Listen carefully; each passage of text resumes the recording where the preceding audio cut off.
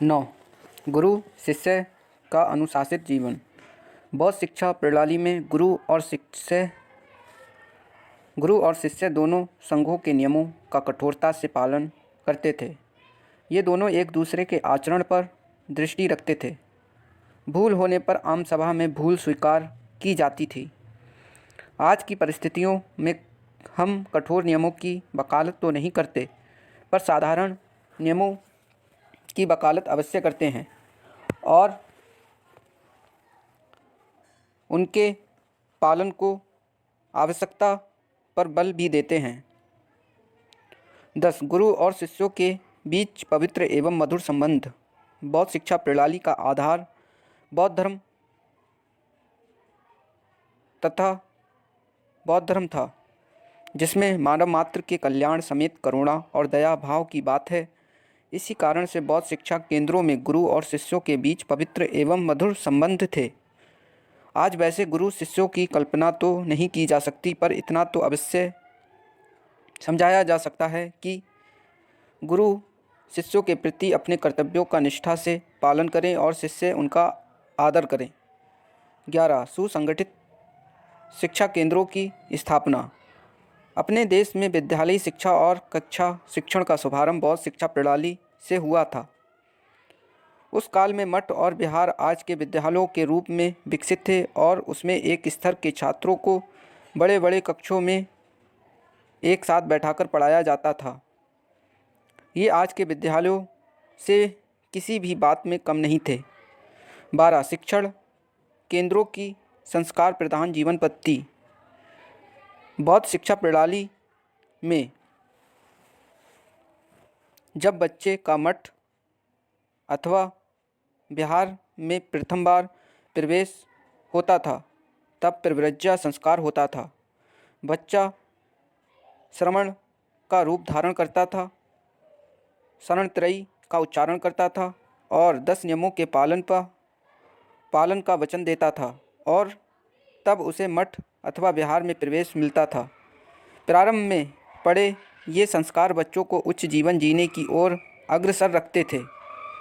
13. स्त्रियों के लिए समान शिक्षा। बौद्ध शिक्षा प्रणाली में स्त्रियों को पुरुषों की भांति किसी भी प्रकार की शिक्षा प्राप्त करने का अधिकार था। उस समय उन्हें शिक्षा प्राप्त करने की समान सुविधा उपलब्ध नहीं थी। आज स्त्रियों को शिक्षा प्राप्त करने के समान अधिकार के साथ समान सुविधा प्रदान करने का प्रयत्न किया जा रहा है। 14. कला कौशल एवं व्यावसायिक शिक्षा का उत्तम प्रबंध। बौद्ध शिक्षा प्रणाली में कला कौशलों, व्यवसायों और भवन निर्माण विज्ञान तथा चिकित्सा विज्ञान की शिक्षा की उत्तम व्यवस्था थी। यही कारण है कि उस काल में इन सब क्षेत्रों में बहुत विकास हुआ। आज इस क्षेत्र में विज्ञान एवं तकनीकी का प्रवेश हो चुका है और भारत सहित सभी देशों में इसकी शिक्षा की व्यवस्था आवश्यक समझी जाती है। 15. धार्मिक एवं नैतिक शिक्षा में मानवतावादी शिक्षा पर बल। बौद्ध शिक्षा प्रणाली में करुणा व दया प्रधान बौद्ध धर्म की शिक्षा पर बल दिया जाता था और मानव मात्र के कल्याण की शिक्षा दी जाती थी। इसे आज की भाषा में मानवतावादी दर्शन कहते हैं। आज धर्म के नाम पर किसी धार्मिक संप्रदाय की नहीं, अपितु मानव मात्र के कल्याण के लिए आवश्यक करणीय कर्मों की शिक्षा की आवश्यकता है। दोष: बौद्ध शिक्षा प्रणाली अपने समय की संसार की सर्वश्रेष्ठ शिक्षा प्रणाली थी। यदि हम उसे आज की अपनी परिस्थितियों के आधार पर देखें, परखें और उसमें अनेक दोष हैं। इन दोषों को हम निम्नलिखित रूप में क्रमबद्ध कर सकते हैं। 1. आय के अनिश्चित स्रोत एवं भिक्षाटन। बौद्ध शिक्षा प्रणाली में शिक्षा का प्रबंध बौद्ध संघों के हाथों में था। इन्हें राज्यों का संरक्षण प्राप्त था, परंतु यह राज्यों पर निर्भर करता था कि वे इन्हें कितनी आर्थिक सहायता दें। भोजन आदि की व्यवस्था भिक्षा द्वारा होती थी। यही कारण है कि उस काल में शिक्षा सर्वसुलभ नहीं हो सकी। 2. शिक्षा का अमनोवैज्ञानिक संगठन। बौद्ध शिक्षा प्रणाली में मूल रूप से शिक्षा 3 स्तरों प्राथमिक, उच्च तथा भिक्षु शिक्षा में विभाजित थी। उच्च शिक्षा के बाद भिक्षु की शिक्षा का विधान तो केवल बौद्ध भिक्षुओं के लिए ही था। 6 वर्ष की प्राथमिक शिक्षा और उसके बाद एकदम 8 वर्ष की उच्च शिक्षा मनोवैज्ञानिक दृष्टि से सही नहीं है। 3. शिक्षा के उद्देश्यों में संतुलन का अभाव। बौद्ध शिक्षा प्रणाली में शिक्षा के व्यापक उद्देश्य थे। शिक्षा द्वारा बच्चों के ज्ञान में विकास किया जाता था, उनका चरित्र निर्माण किया जाता था और उन्हें उनकी योग्यता अनुसार विभिन्न कला कौशलों और व्यवसायों की शिक्षा दी जाती थी, परंतु सबसे अधिक बल धार्मिकता के विकास पर दिया जाता था। आज अधिकतर देशों में बौद्धिक उद्देश्यों पर अधिक बल दिया जाता है। 4. बालोचित शिक्षण विधियों का प्रयोग नहीं। बौद्ध काल में बौद्ध शिक्षक बहुत परिश्रम के साथ शिक्षण कार्य करते थे और उच्च स्तर का दृष्टांत आदि के प्रयोगों से विषय सामग्री को स्पष्ट करते थे, परंतु उन्होंने केवल अनुकरण विधि को अपनाया और रटने पर अधिक बल दिया। आज भिन्न भिन्न स्तर के बच्चों को अनेक मनोविज्ञान के आधार पर भिन्न भिन्न विधियों से पढ़ने पर बल दिया जाता है। 5. कठोर अनुशासन। बौद्ध शिक्षा प्रणाली में प्रव्रज्या संस्कार में स्वीकार किए गए 10 नियमों और बौद्ध मठों एवं विहारों के नियमों का पालन करने को ही अनुशासन माना जाता था। ये नियम सचमुच बहुत कठोर थे, परंतु बाल किशोर एवं युवा मनोविज्ञान के प्रतिकूल थे। आज बच्चों को ऐसे कठोर नियमों में जकड़कर रखना उचित नहीं समझा जाता। 6. शिक्षण केंद्रों की कठोर जीवन पद्धति। बौद्ध मठों एवं विहारों में गुरु और शिष्य दोनों को प्रायः सूर्य निकलने से पहले उठना होता था। उन्हें प्रातः से शाम तक भिन्न भिन्न कार्यों के साथ अध्ययन अध्यापन में भी व्यस्त रहना पड़ता था और किसी भी प्रकार के आमोद प्रमोद से दूर रहना होता था। आज शिक्षक एवं शिक्षार्थियों को पूर्ण सुविधाएं प्रदान की जाती हैं जिससे वे स्वतंत्र रूप से अपना विकास कर सकें। 7. स्त्री शिक्षा में हिरास। बौद्ध शिक्षा प्रणाली में स्त्रियों को पुरुषों की भांति किसी भी प्रकार की शिक्षा प्राप्त करने का अधिकार था, परंतु उन्हें भी पुरुषों छात्रों की भांति श्रमण जीवन के कठोर नियमों का पालन करना होता था और बौद्ध मठों एवं विहारों के नियमानुसार जीवन जीना होता था। परिणामतः इस युग में स्त्री शिक्षा में हिरास होना शुरू हो गया। 8. शिक्षक शिक्षा का अभाव। सैनिक शिक्षा का अभाव। बौद्ध अहिंसा के पुजारी थे। ये युद्धों को अनावश्यक समझते थे, इसलिए उन्होंने अपने कुछ शिक्षा केंद्रों में ही सैनिक शिक्षा की व्यवस्था की थी। आज शांति का दूत भारत भी देश की रक्षा के लिए सैनिक शिक्षा को आवश्यक मानता है। 9. धार्मिक एवं नैतिक शिक्षा के नाम पर बौद्ध धर्म की शिक्षा। बौद्ध शिक्षा प्रणाली में बौद्ध धर्म की शिक्षा अनिवार्य रूप से दी जाती थी और श्रमणों के लिए इस धर्म के अनुसार आचरण करना अनिवार्य था। इससे 2 हानियां हुई। पहली ये कि अन्य धर्मावलंबियों ने इन संस्थाओं में प्रवेश नहीं लिया और दूसरी यह कि शिक्षण संस्थाओं का विरोध शुरू हो गया। आज अधिकतर देशों में लोकतंत्र शासन प्रणाली है। लोकतंत्र स्वतंत्रता, समानता और भ्रातृत्व का हामी है। वह किसी पर भी किसी धर्म को जबरन थोपने का प्रबल विरोधी है। मुसलमान शासकों ने बौद्ध शिक्षा के मुख्य केंद्रों तक्षशिला, नालंदा और विक्रमशिला आदि को नष्ट करवा दिया था और शेष केंद्र उस काल में स्वयं समाप्त हो गए थे, परंतु यह शिक्षा प्रणाली अपने खुद पद चिन्ह अवश्य छोड़ गई। कुल मिलाकर यह कहा जा सकता है कि बौद्ध शिक्षा प्रणाली अपने समय की संसार की सर्वश्रेष्ठ शिक्षा प्रणाली थी, परंतु आज के भारतीय समाज के स्वरूप एवं उसकी भविष्य की आकांक्षाओं एवं संभावनाओं की दृष्टि से उनके कुछ तत्व ग्रहणीय हैं और कुछ तत्व त्याज्य हैं। हमें बौद्ध शिक्षा प्रणाली के ग्रहणीय तत्वों को ग्रहण कर अपनी वर्तमान शिक्षा प्रणाली को और अधिक प्रभावी बनाना चाहिए। आधुनिक भारतीय शिक्षा प्रणाली के विकास में बौद्ध शिक्षा प्रणाली का योगदान। हमारे देश में सर्वप्रथम वैदिक शिक्षा प्रणाली का विकास हुआ। वह हमारी वर्तमान भारतीय शिक्षा प्रणाली का नींव का पत्थर है। उसके बाद इस देश में बौद्ध काल में एक नई शिक्षा प्रणाली का विकास हुआ जिसे बौद्ध शिक्षा प्रणाली कहते हैं। ये शिक्षा प्रणाली कुछ अर्थों में वैदिक शिक्षा प्रणाली के समान थी और कुछ अर्थों में असमान थी। ये शिक्षा प्रणाली मुस्लिम काल में ही समाप्त हो गई थी, परंतु यह अपने कुछ अनुकरणीय पद चिन्ह अवश्य छोड़ गई। उन्हीं को हम आधुनिक शिक्षा के विकास में उसका योगदान मान सकते हैं। 1. शिक्षा के केंद्रीय नियंत्रण की शुरुआत। वैदिक शिक्षा प्रणाली में शिक्षा प्रशासन गुरुओं के व्यक्तिगत हाथों में था। बौद्ध शिक्षा प्रणाली में यह बौद्ध संघों के केंद्रीय नियंत्रण में थी। प्रारंभ में यह राज्य के नियंत्रण से मुक्त थी, परंतु इसमें केंद्रीय नियंत्रण का शुभारंभ हो गया था। आज यह राज्य के केंद्रीय नियंत्रण में है। इसे हम बौद्ध शिक्षा प्रणाली की ही देन मानते हैं। बौद्ध काल में शिक्षा को राज्य का संरक्षण प्राप्त हुआ। आज वह पूर्ण रूप से राज्य का उत्तरदायित्व हो गई है। इसे भी बौद्ध शिक्षा की देन माना जा सकता है। 2. शिक्षा के विभिन्न स्तरों में विभाजन। वैदिक शिक्षा प्रणाली में शिक्षा को 2 ही स्तरों में बांटा गया था, प्राथमिक एवं उच्च। बौद्ध शिक्षा प्रणाली में इसे 3 स्तरों में बांटा गया, प्राथमिक, उच्च और भिक्षु शिक्षा। इसी नींव पर अब वह मनोवैज्ञानिक दृष्टि से पूर्व प्राथमिक, माध्यमिक, उच्च और विशिष्ट के स्तरों में विभाजित है। 3. शिक्षा के उद्देश्यों का रूप समयानुकूल। वैदिक शिक्षा प्रणाली में शिक्षा के जो उद्देश्य निश्चित किए गए थे, वही उद्देश्य बौद्ध शिक्षा प्रणाली में भी निश्चित किए गए। अंतर बस इतना हुआ कि बौद्ध शिक्षा प्रणाली में कला, कौशल एवं व्यवसायों की शिक्षा पर अपेक्षाकृत अधिक बल दिया जाने लगा था। बौद्ध शिक्षा प्रणाली के अनुसार आधुनिक शिक्षा प्रणाली में भी इनकी शिक्षा पर अधिक बल दिया जाता है। यह देन बौद्ध शिक्षा प्रणाली की ही है। 4. शिक्षा की अति विस्तृत पाठ्यचर्या और अति बारीक विशिष्टीकरण।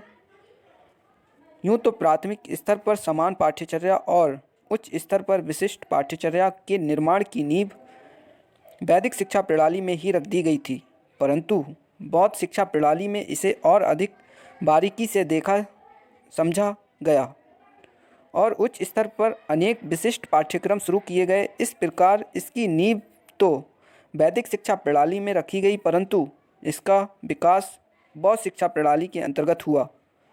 5. शिक्षा, शिक्षण और स्वाध्याय का शुभारंभ।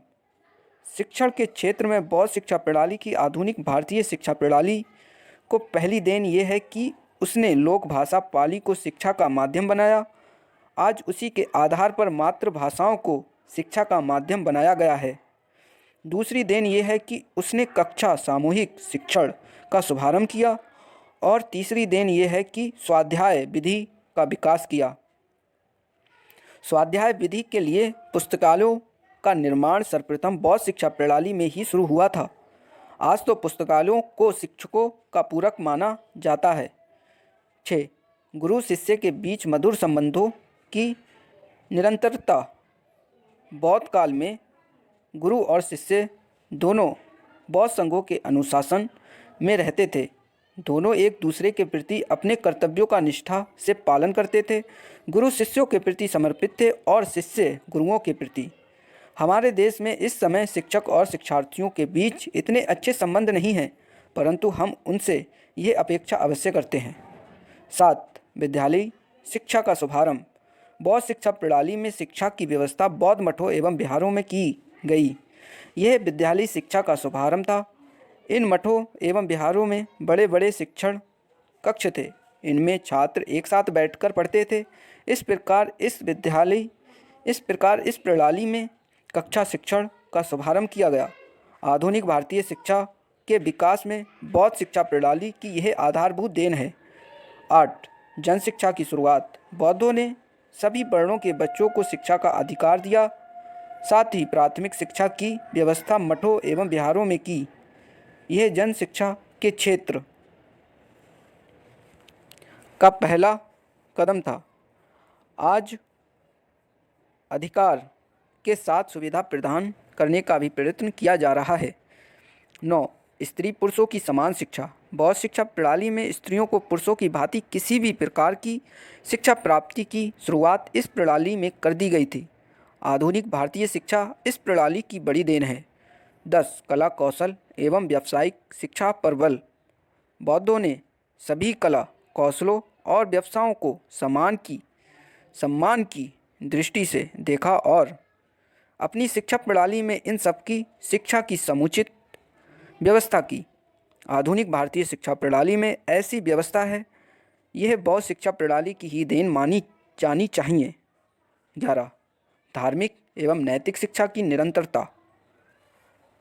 बौद्ध शिक्षा प्रणाली में बौद्ध धर्म की शिक्षा अनिवार्य थी। आधुनिक शिक्षा प्रणाली में किसी भी धर्म की शिक्षा अनिवार्य नहीं है। नैतिकता की शिक्षा को अनिवार्य अवश्य किया गया है, लेकिन यह नैतिकता किसी धर्म विशेष पर आधारित न होकर मानवीय मूल्यों पर आधारित है। 12 कटु अनुभवों से सीख। आधुनिक भारतीय शिक्षा प्रणाली के विकास में बौद्ध शिक्षा का परोक्ष योगदान माना जाता है। बौद्ध शिक्षा प्रणाली का मुख्य उद्देश्य था बौद्ध धर्म का प्रचार, और यही इसकी पाठ्यचर्या का मुख्य एवं अनिवार्य विषय था। बौद्ध शिक्षा प्रणाली की कठोर अनुशासन व्यवस्था के दुष्परिणामों से हमने लाभ उठाया है। आज हम छात्रों से ना अति संयम बरतने की अपेक्षा करते हैं और ना उन्हें कुछ भी करने की स्वतंत्रता ही देते हैं। इसी प्रकार उसके अन्य दोषों से भी हमने सीख ली है। निष्कर्ष रूप से यह कहा जा सकता है कि हमारी आधुनिक भारतीय शिक्षा प्रणाली की नींव तो वैदिक शिक्षा प्रणाली में रख दी गई थी, परंतु उसका पूर्ण ढांचा केंद्रीय प्रशासन, विद्यालय शिक्षा, सामूहिक शिक्षण, बहु शिक्षक प्रणाली आदि बौद्ध शिक्षा प्रणाली में तैयार किया गया।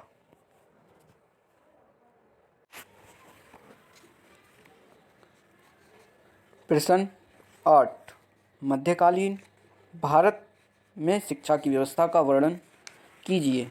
या मुस्लिम काल मध्यकालीन भारत में स्त्री शिक्षा की क्या स्थिति थी।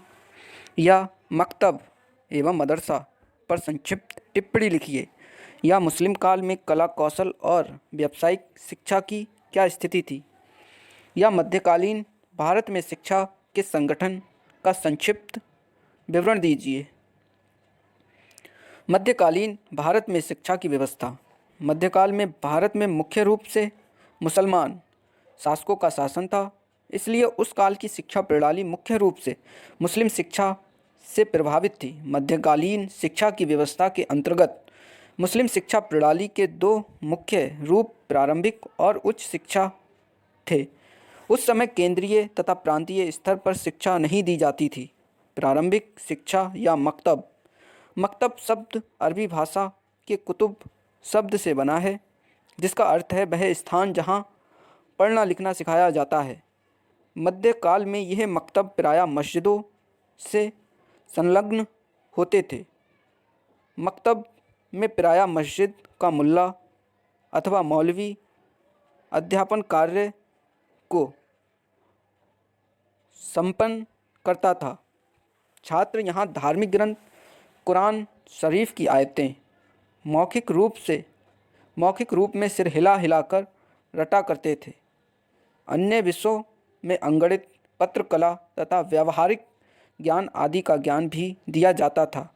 शिक्षा निःशुल्क थी। Doctor F.E. केई के शब्दों में कुछ अपवादों के अलावा मुस्लिम शिक्षा जनता के उन अल्पसंख्यकों के लिए थी जो मुस्लिम धर्म को अंगीकार कर लेते थे। प्रवेश। मुस्लिम युग में बिस्मिल्लाह खानी की रस्म के बाद बालक अपनी शिक्षा आरंभ करता था। ये रस्म उस समय होती थी जब बालक 4 वर्ष 4 माह और 4 दिन का होता था। मौलवी कुरान शरीफ की आयतें पढ़ते थे और बालकों से उनका दोहराव कराते थे।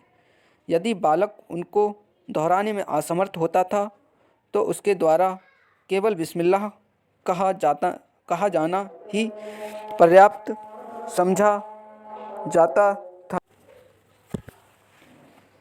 Doctor F.E. केई के अनुसार सभी मुसलमान बालकों से प्राथमिक शिक्षा ग्रहण करने की आशा की जाती थी, जिससे वे अपने प्रतिदिन के धार्मिक कार्यों से संबंधित कुरान की आयतों का स्मरण कर लें। किंतु इस बात को निश्चित रूप से नहीं कहा जा सकता है कि सभी बालक इस शिक्षा को प्राप्त करते थे। पाठ्यक्रम। मकतबों का पाठ्यक्रम विभिन्न स्थानों में विभिन्न था। साधारणतः बालकों को पढ़ने लिखने और साधारण अंकगणित की शिक्षा दी जाती थी। उनको सबसे पहले वर्णमाला के अक्षरों का ज्ञान कराया जाता था और उसके पश्चात कुरान की कुछ आयतें कंठस्थ कराई जाती थीं। बालक के लिए उनका अर्थ समझना आवश्यक नहीं होता था, पर उनका शुद्ध उच्चारण करना अनिवार्य था। उसके पश्चात बालक को लिखना सिखाया जाता था। बाद में व्याकरण और फारसी भाषा की शिक्षा दी जाती थी। शिक्षा के अंतर्गत सुंदर लेख, पत्र लेखन और अर्जुन बीसी को प्रमुख स्थान दिया जाता था। शिक्षण विधि मकतबों में शिक्षण विधि मौखिक और प्रत्यक्ष थी। बालक को शुद्ध उच्चारण का ज्ञान हो जाने के बाद कलमा और कुरान की कुछ आयतें कंठस्थ करनी पड़ती थीं। कक्षा के सब बालक उच्च स्वर में एक साथ बोलकर पढ़े रहते थे। मौलवी साहब नया पाठ तभी पढ़ाते थे जब बालकों को पिछला पाठ कंठस्थ हो जाता था। इस प्रकार कंठस्थ करना शिक्षण विधि का मुख्य तत्व था। उच्च शिक्षा या मदरसा। उच्च शिक्षा की संस्थाएं मदरसे थी। बालक अपनी प्रारंभिक या प्राथमिक शिक्षा समाप्त करने के पश्चात उच्च शिक्षा ग्रहण करने के लिए मदरसे में प्रवेश करता था। उसे प्रवेश के समय कोई संस्कार संपन्न नहीं कराना पड़ता था। उच्च शिक्षा के केंद्र संपूर्ण देश में बिखरे हुए थे। इनमें आगरा, दिल्ली, लाहौर, मुल्तान, अजमेर, लखनऊ, सियालकोट और मुर्शिदाबाद के मदरसों ने शिक्षा के क्षेत्र में विशेष ख्याति अर्जित की थी। इसीलिए बुखारा, अफ़गानिस्तान और अन्य मुस्लिम देशों के छात्र उनमें ज्ञान का अर्जन करने के लिए आते थे। पाठ्यक्रम 10 से 12 वर्ष की अवधि की उच्च शिक्षा का पाठ्यक्रम बहुत विस्तृत था और निम्नलिखित दो भागों में विभाजित था। एक, धार्मिक शिक्षा। धार्मिक शिक्षा के अंतर्गत छात्र को कुरान की आयतें कंठस्थ करनी पड़ती थीं और उनका सूक्ष्म एवं आलोचनात्मक अध्ययन करना पड़ता था। इसके अतिरिक्त उसे सूफ़ी सिद्धांतों एवं इस्लामी इतिहास, कानूनों, सिद्धांतों और परंपराओं का अध्ययन करना पड़ता था। 2. लौकिक शिक्षा। लौकिक शिक्षा के अंतर्गत छात्र को निम्नांकित विषयों की शिक्षा दी जाती थी। अरबी और फारसी भाषाओं का साहित्य एवं व्याकरण, कृषि, गणित, भूगोल, कानून, ज्योतिष, अर्थशास्त्र, नीतिशास्त्र, यूनानी चिकित्सा आदि। शिक्षण विधि मदरसों में शिक्षण विधि मौखिक थी और छात्रों को शिक्षा देने के लिए अध्यापक भाषण विधि का प्रयोग करते थे। कहा कक्षा नायकीय पद्धति मॉनिटोरियल सिस्टम का पर्याप्त प्रचलन था।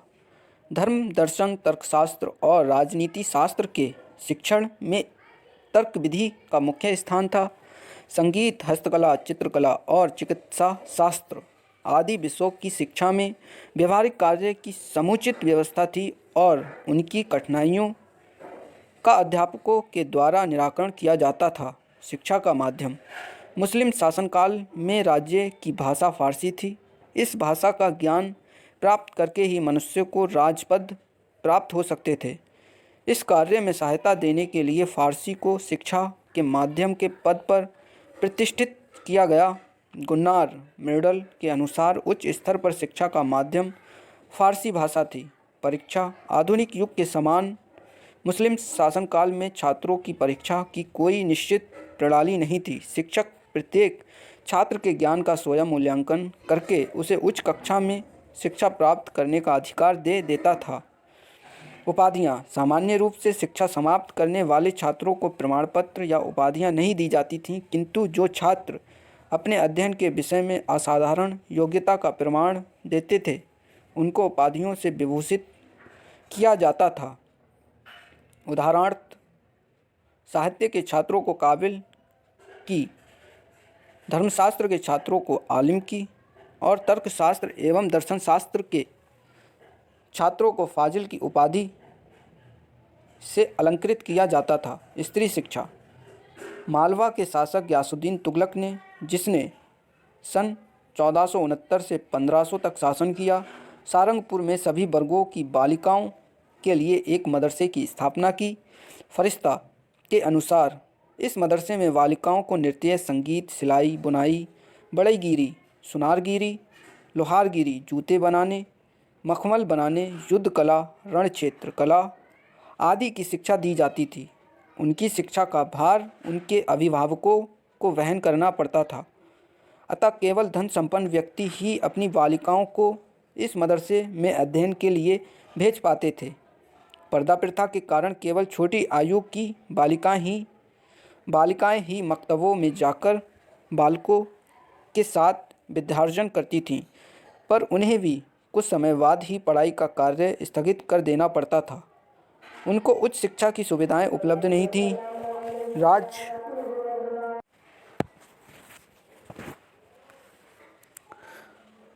पर्दा प्रथा के कारण केवल छोटी आयु की बालिकाएं ही मकतबों में जाकर बालकों के साथ विद्या अर्जन करती थीं, पर उन्हें भी कुछ समय के बाद ही पढ़ाई का कार्य स्थगित करना पड़ता था। उनको उच्च शिक्षा की सुविधाएं उपलब्ध नहीं थीं। राजघरानों और कुलीन परिवारों की बालिकाओं और स्त्रियों को उनके निवास स्थानों पर ही व्यक्तिगत रूप से शिक्षा दी जाती थी। उनको धर्म एवं साहित्य के अतिरिक्त नृत्य, संगीत एवं अन्य ललित कलाओं की भी शिक्षा दी जाती थी।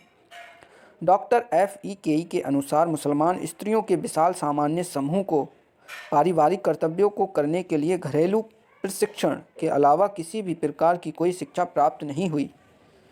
मध्यम वर्ग की बालिकाओं को शिक्षा के अधिक अवसर प्राप्त थे। वे विद्या अध्ययन के लिए सामान्य मकतबों में न जाकर व्यक्तिगत रूप से स्त्रियों द्वारा अपने घरों पर चलाए जाने वाले मकतबों में जाकर विभिन्न विषयों का ज्ञान प्राप्त कर लेती थीं। कला, कौशल एवं व्यावसायिक शिक्षा। दिल्ली के सुल्तानों और मुग़ल सम्राटों को कला, कौशल एवं व्यावसायिक शिक्षा के प्रति किसी न किसी रूप में कम या अधिक रुचि अवश्य थी। ऐसी परिस्थिति में कला, कौशल एवं व्यावसायिक शिक्षा का विकास होना स्वाभाविक था। हम इसके महत्वपूर्ण अंगों पर प्रकाश डाल रहे हैं। यथा सैनिक शिक्षा। भारत के सभी मुस्लिम शासकों का लक्ष्य अपने राज्य को स्थायी और सुदृढ़ बनाना था। विदेशी और विधर्मी होने के कारण वे भारतीयों को सदैव शंका की दृष्टि से देखते थे। उन पर अपना प्रभुत्व स्थापित करने और बनाए रखने के लिए मुस्लिम शासकों को समय समय पर हिंदू राजाओं से युद्ध करने पड़ते थे।